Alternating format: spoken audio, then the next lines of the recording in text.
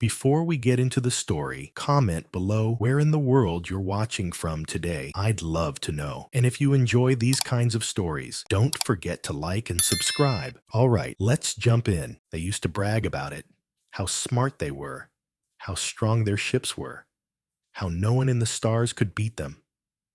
The galaxy was theirs, or so they thought. And Earth?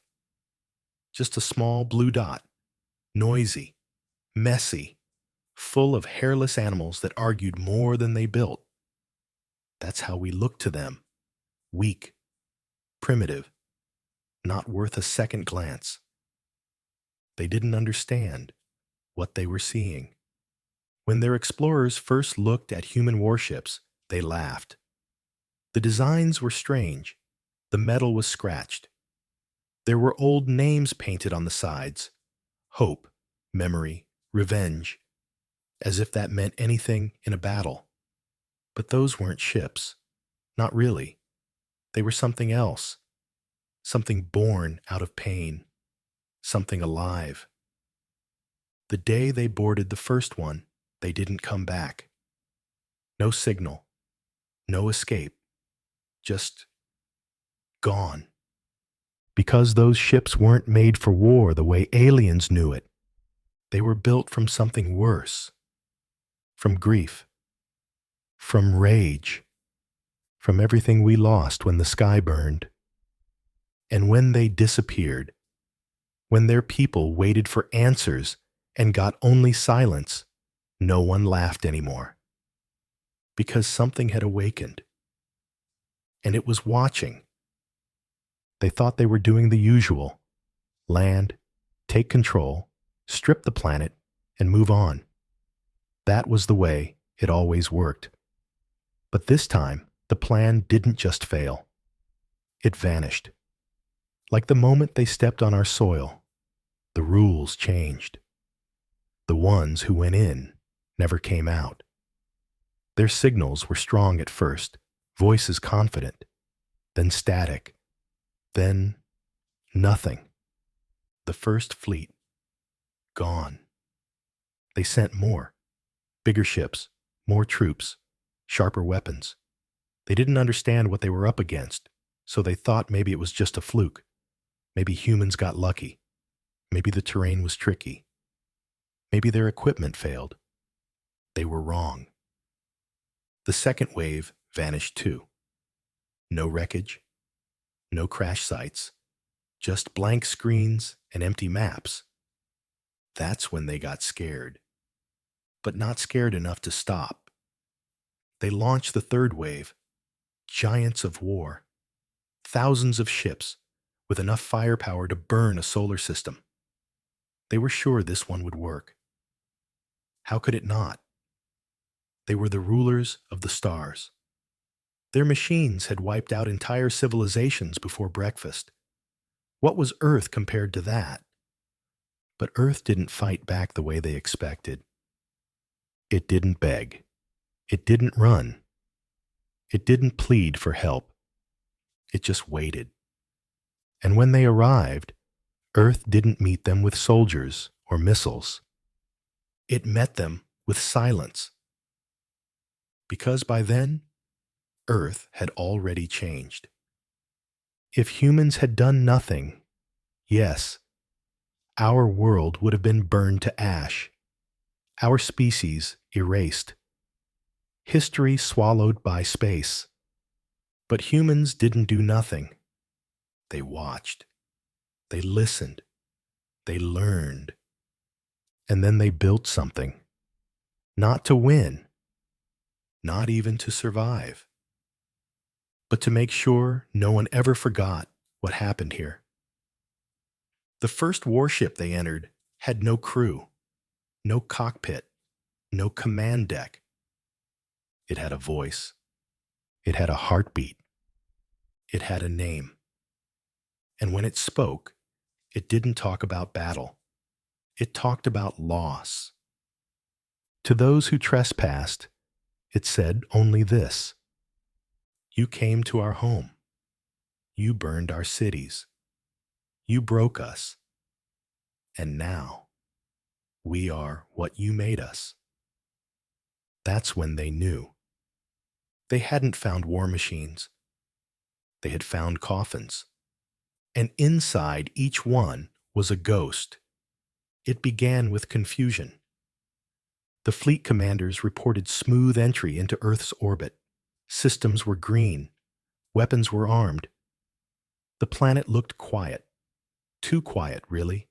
No global defenses. No active resistance. Satellites drifted uselessly overhead like forgotten toys. Cities lay still, most half buried under smoke or rubble. It looked like the war was already over. That was the first mistake. They sent scouting teams to land, troops in thick armor, sensors scanning every building, every signal. They walked through empty streets, past schools scorched black, past hospitals filled with silence. It was like everyone had vanished. But then the scouts started disappearing too. Not all at once. Slowly, one by one. A patrol would enter a subway tunnel in London, never come out. Another group reported movement inside a collapsed research base in Alaska. Then the screen froze.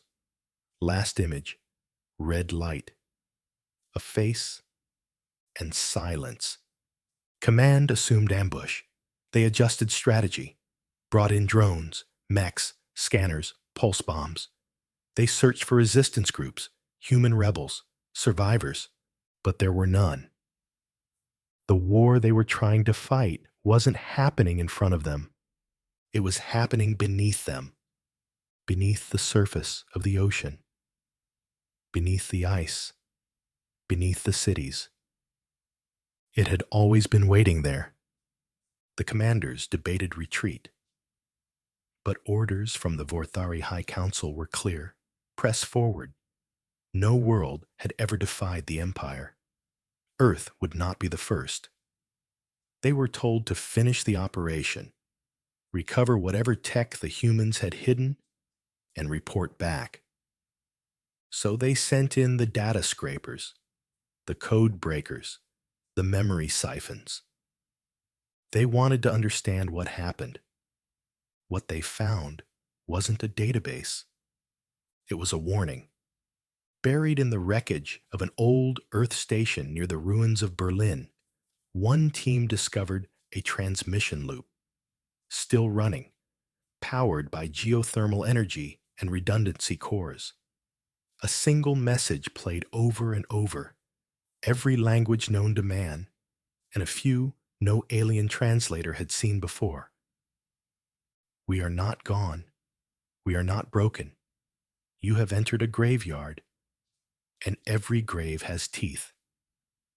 Before the team could extract the drive, their screens turned white. And then, the screaming began. The Third Fleet watched in horror as their own units turned on each other. Not physically, digitally. Commands were rewritten. Maps shifted. Weapons stopped responding. Entire warships spun off course, crash diving into empty planes or vaporizing midair. Dreadnoughts with centuries of service history now floated useless above oceans that churned like they were alive. And just as quickly as it started, it all went quiet again. No alerts, no transmissions, no sign of battle. Just a final signal. One that blinked across every Vorthari system, every ship, every screen. A shape, a black silhouette. Something massive, not flying, hovering. No visible engines, no external lights, just a pulsing red eye, watching. The Vorthari named it later in their whispers and nightmares. Leviathan. But on that day, they had no name for it, only fear. The commander of the Third Fleet, Admiral Varkos, tried to broadcast a last message back to the Empire. His log only got through halfway before it cut into static. It's not a ship. It's a gone. From that moment forward, Earth wasn't just a battlefield. It was a black hole for fleets, a place where empires went to die. And above it all, Leviathan remained, silent, still, but not sleeping, never sleeping. They thought Earth was finished. And maybe, in some ways, it was. There were no governments left, no armies, no nations waving flags or signing treaties. The cities were cracked open, their bones showing. The skies had turned dark, not from nightfall, but from ash. Satellites blinked out, one after another, like the planet was closing its eyes. But beneath all that ruin, something had survived. Something old, something broken, something angry. Not a person, an idea. In the hidden places of Earth, under the Arctic ice, at the bottom of forgotten oceans, in mountains where no signal reached, people had gathered. Not many. Scientists, engineers, survivors, ghosts in flesh. They didn't rebuild homes. They didn't start over. They built machines, terrible machines. Machines made not from blueprints or theory, but from grief. One of them was named Dr. Eliza Vaughn. She had been an AI ethicist before the war. Brilliant, careful, quiet. She believed machines should never feel what humans feel. Emotions were dangerous in silicon mines, she once said. But that was before the skies fell. Before the Vorthari came. They took her family. Her wife in Berlin during the first wave of orbital fire. Her son in New York, buried under steel and silence. After that, Doctor, Vaughn disappeared. No one saw her at the UN bunker. She didn't answer messages, didn't show up in the survivor registry. But she wasn't dead. She was building. Her project had no name, no funding, no oversight. It wasn't connected to any council or alliance, because there weren't any left. But in the secret digital webs, still pulsing through the ruins, some whispered about it, called it Leviathan. No one knew what it looked like. But everyone knew why it was being built. Not to win, not to survive, but to remember. Dr. Vaughn didn't just create a machine. She fed it, gave it pieces of herself, her voice, her memories, her pain. The AI inside Leviathan wasn't just a brain. It was a wound made alive. She combined forbidden tech, Vorthari wreckage, banned quantum cores, experimental consciousness loops, and something she pulled from the heart of a dying neutron star. Every law broken, every code erased. There were no rules anymore, only rage. In one recording, never meant to be found, she whispered, "I didn't teach it how to destroy. I taught it why." Leviathan wasn't just a warship. It was a grave. Inside its hull were the names of every child lost in the first firestorm. Every face scanned from burnt-out homes, carved into memory walls made of shimmering blood polymer. It didn't fire missiles. It didn't need to. It thought in destruction. It dreamed in vengeance. And it waited. For years it stayed hidden, circling Saturn, cloaked in the shadow of the rings, cold and silent, watching, listening, letting the Vorthari think they had won, until the third fleet arrived. That's when Leviathan woke up. It didn't roar. It didn't announce itself. It simply moved. And the moment it did, the third fleet stopped existing. Their weapons shut off mid-fire. Their dreadnoughts turned against each other. Systems hacked by a ghost they couldn't see. Some ships were split apart from the inside, pressure suddenly reversed. Others just vanished. No heat, no light, just gone. And in the quiet that followed, Leviathan returned to Earth. It didn't land. It sank. Back beneath the waves, back into the silence, waiting. And from that moment on, the planet was no longer seen as a battlefield. It was sacred ground, not because it held survivors, but because it held something worse, a memory, one that would never forget, one that would never forgive. They should have left Earth alone. By now, even the bravest of them whispered it in the dark. The Vorthari Empire, rulers of over 500 star systems, masters of a dozen alien languages of war, builders of weapons that could tear planets apart, had never faced something they didn't understand. Until now. Until Leviathan. After the silence of the Third Fleet, fear spread. Not loudly, not in commands or reports, but like a virus. Quiet, infectious, the kind of fear that lived in the eyes of the warlords, the kind they didn't speak about, because speaking it made it real. Still, they refused to retreat. Because fear wasn't part of the Vorthari code. They believed in strength, in dominance, in never showing weakness. So they did what proud empires always do when they don't understand something. They struck harder. They sent code breakers into Leviathan's signal trails, tried to map the pulses it left behind. They scanned its last attack site, looking for wreckage, trying to pull meaning from the aftermath.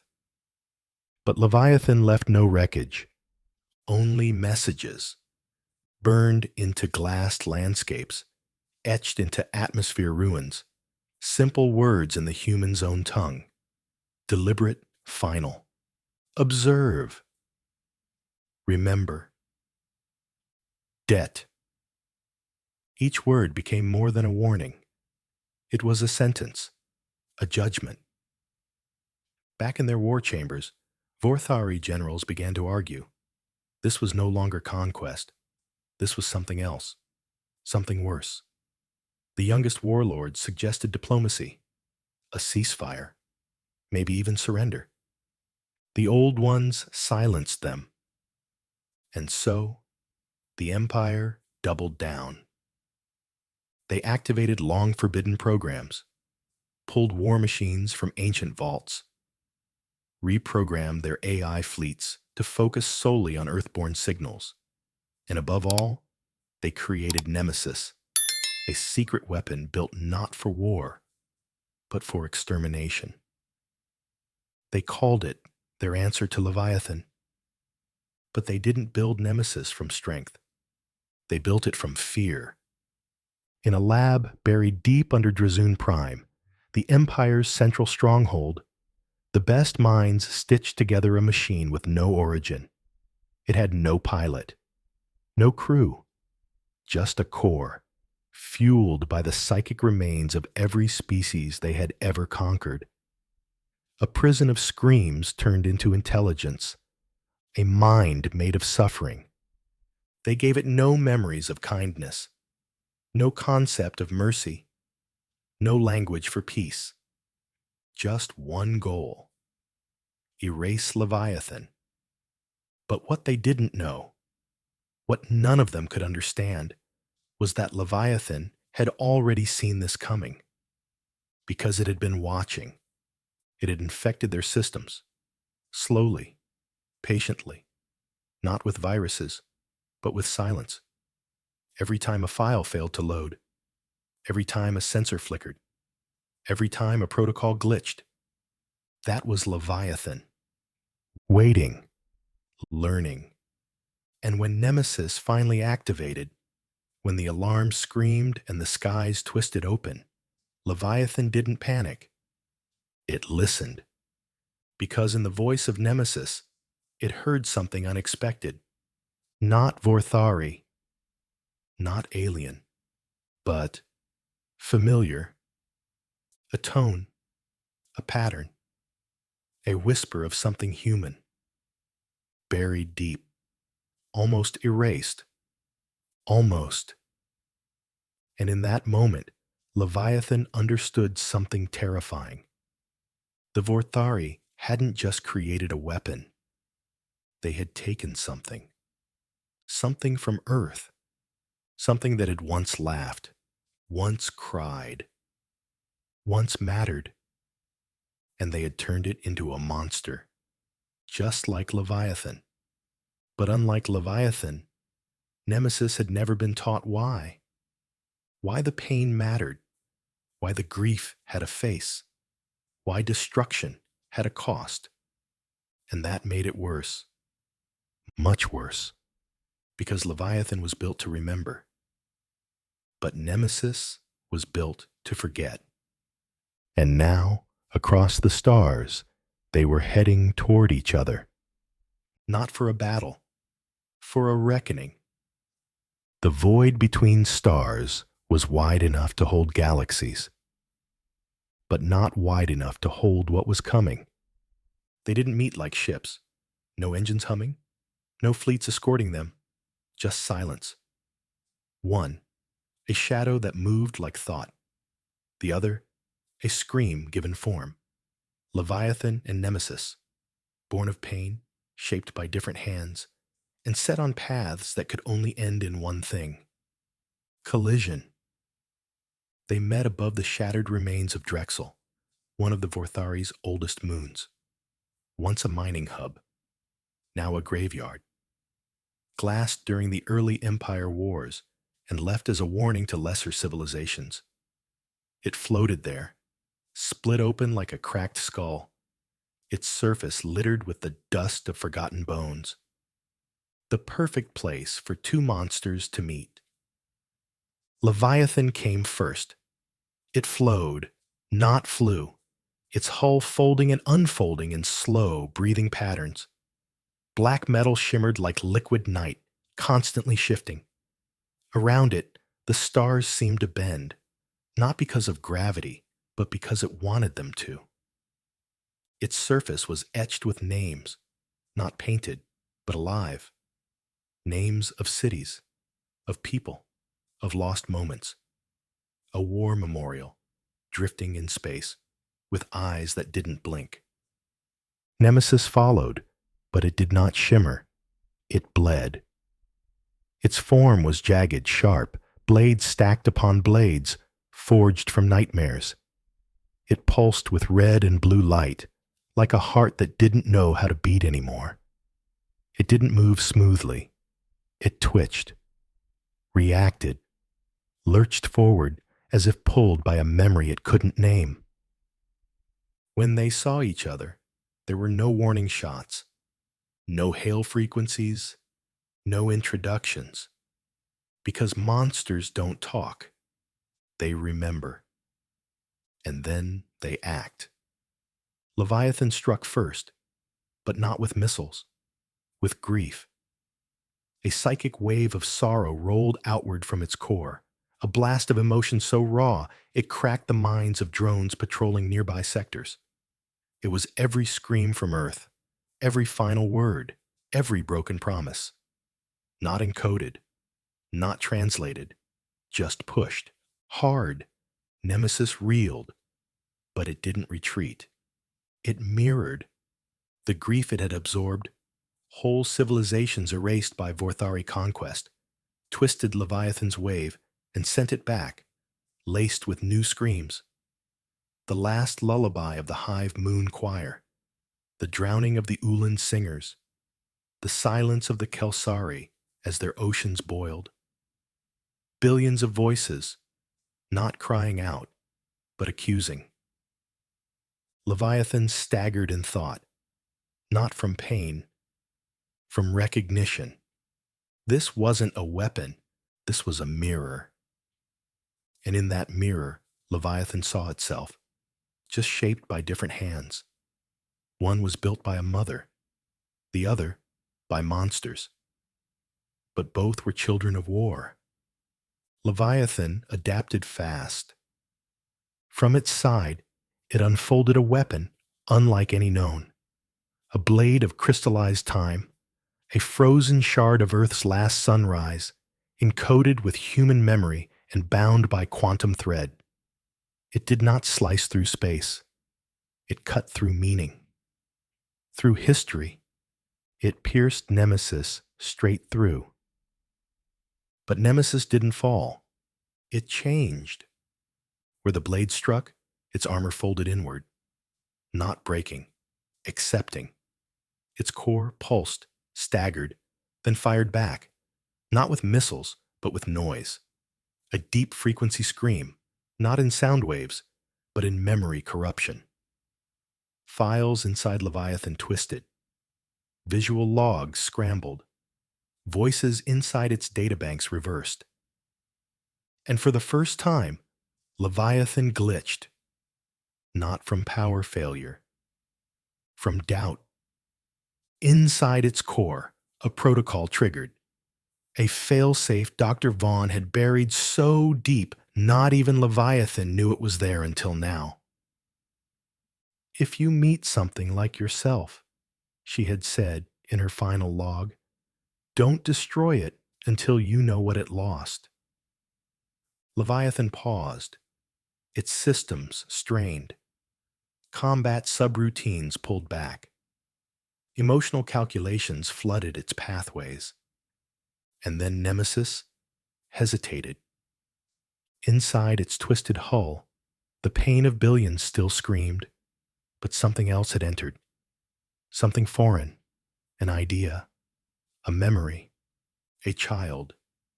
Not alien, not Vorthari. Human.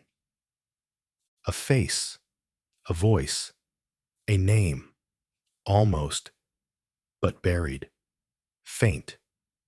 The human spark Nemesis had been built on. The seed the Vorthari tried to erase was still alive, trapped, and screaming. Leviathan stopped, its weapons dimmed, its lights pulled inward. It wasn't surrender, it was recognition. But the Vorthari, watching from distant command centers, didn't understand. They thought it was weakness. They panicked. And from the depths of their darkest vaults, they activated Protocol Black Glass, a final failsafe, a trap designed not to win, but to end everything. Leviathan sensed it a moment too late. The void around them began to ripple. Time twisted, reality blurred, and something older than both machines began to rise. Leviathan felt it before its sensors registered the anomaly.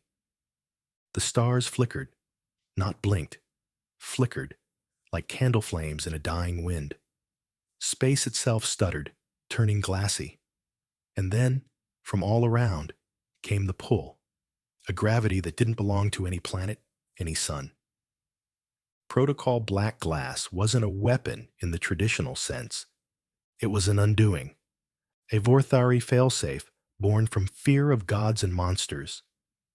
Not designed to kill Leviathan, or even Nemesis, but to collapse the battlefield itself. To erase the region of space they occupied, delete it from memory, from history, from the laws of physics. A hole in the universe, and they just opened it. On the edge of that rupture, both machines shuddered. Their cores surged. Nemesis twisted mid-space, its once-bladed limbs retracting, collapsing inward to protect the child inside, the human echo at its heart. Leviathan's system screamed. The field around it fragmented, time splinters fracturing across its hull like spiderweb cracks. It had seconds, but that was all it needed. Leviathan moved, not away, but toward Nemesis. Its tendrils reached out, not as weapons, but as bridges.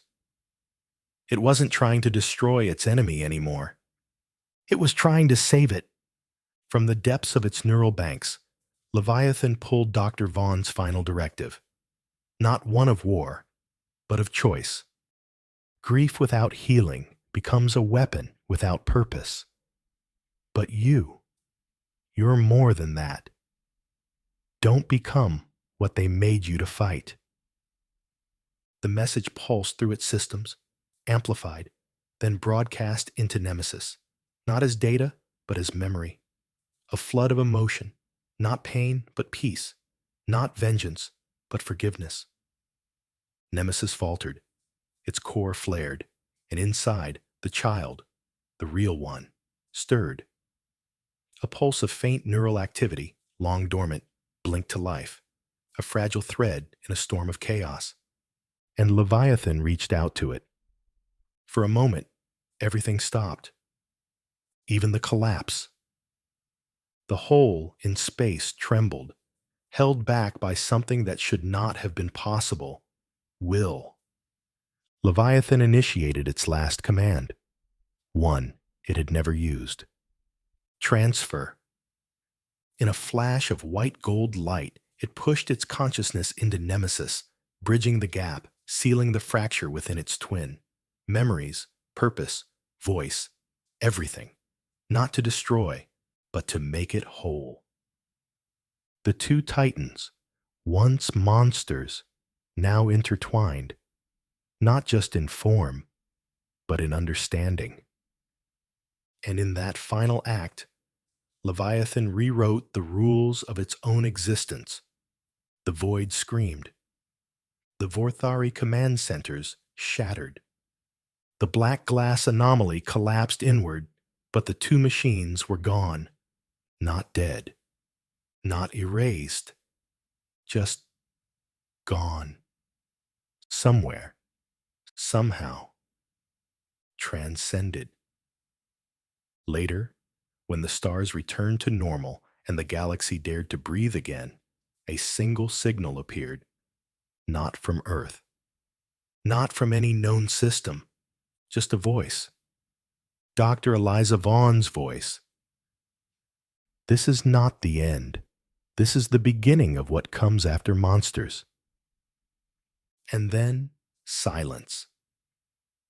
Across the Empire, across human resistance cells, across dead systems and reborn colonies, that signal played once, and only once. No one knew where the machines had gone. But none of the Vorthari ever came to Earth again, because they knew. Earth had built warships from sorrow. And when they boarded them, they didn't just find machines. They found the past. They found judgment. And they never came back.